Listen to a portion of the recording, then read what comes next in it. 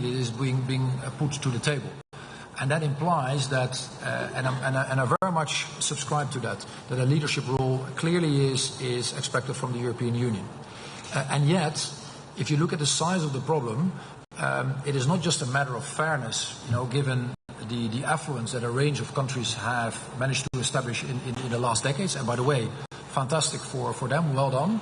But also a matter of, making sure that the math adds up. And that is why it is so important that, all the developed countries, but also all others who do have the ability, rise to the occasion. That is the only way we're going to arrive at the levels of public and private sector financing that the problem simply needs. So rest assured, it is not just us. It is a far larger group who sees that, because otherwise it will simply not add up. Okay, thank you, Commissioner. I'm looking a bit further back in the room. Yes, of course, sir. It is the European Parliament's position, one specific call on the broadening of the contributing base, and we specifically referred some countries that have now another responsibility today, and so our view is that we do have to be credible in the negotiations, every party.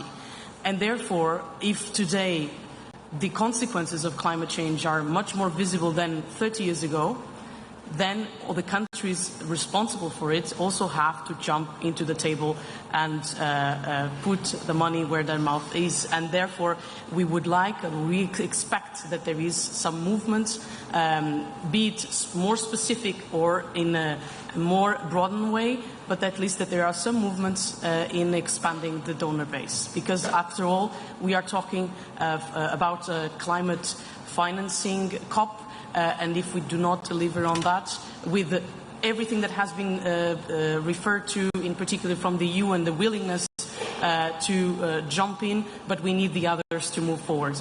You mentioned credibility. It is true that we have been leaders in the fight against climate change, that we have put forward very concrete proposals for decarbonization of our economy, but we need also the assistance of the other countries to be able to actually make sure that the countries are further assisted and supported in this, that is a global effort. Thank you very much. Yeah, question straight in front of me. Yeah, lady with the hand raised. Yeah. Hi, it's Marta Montojo here from Agencia EFE. Mr. Commissioner, what is the EU position on who will be, which flows will be counted as the new climate finance within the NCQG? Will it support, or does it support, that north-north flows are considered, or only north-south, as developing countries are asking? Thank you.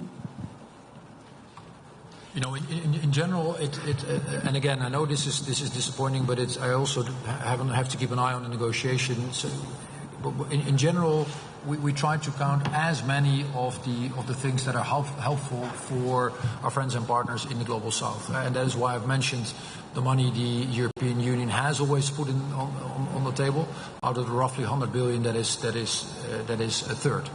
I have been mentioning the private sector money that we have been bringing to the table.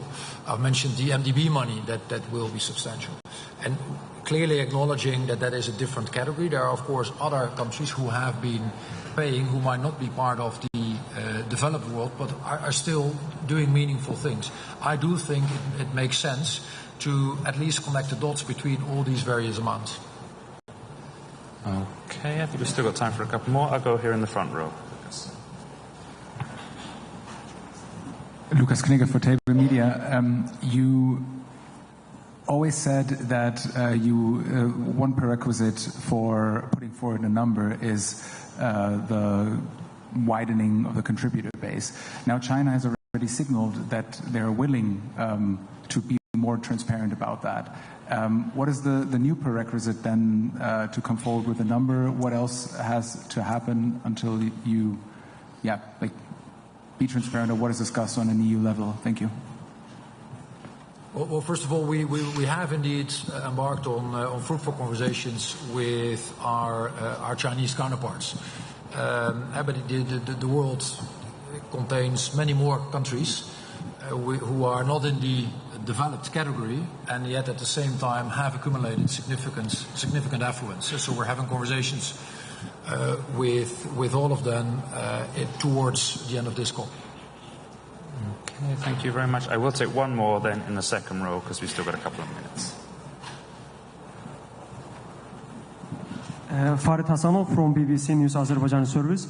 My first question is for Ms. Pereira. It's a month ago, European Parliament adopted and also adopted a resolution on the human rights record in Azerbaijan, and also called for sanction on some Azerbaijan authorities. I wonder if you had the time to discuss this issue with Azerbaijan authority within the framework of the COP29, and actually when the European Parliament adopted this resolution, they called European Commission to stop a gas deal with Azerbaijan. Did you have a conversation? Did you have a discussion or meeting between European Parliament and European Commission in this regard? And what was the outcome? And my second question is about for Mr. Hoekestra.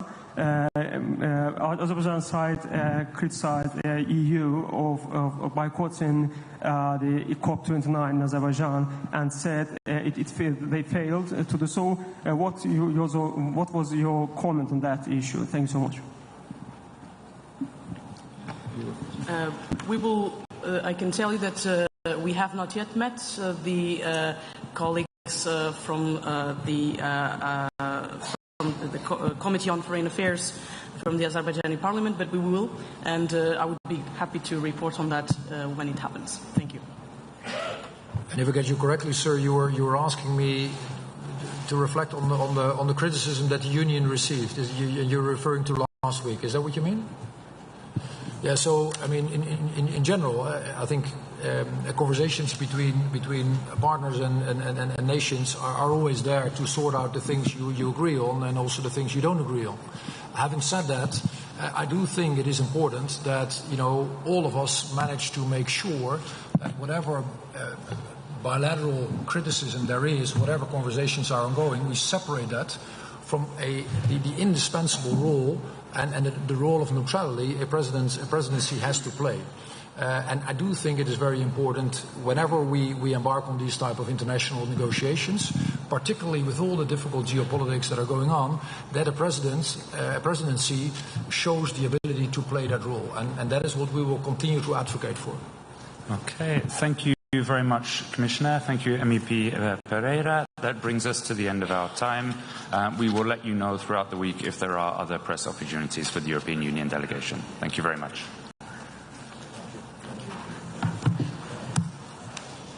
The sound continues to be not optimal. Yes.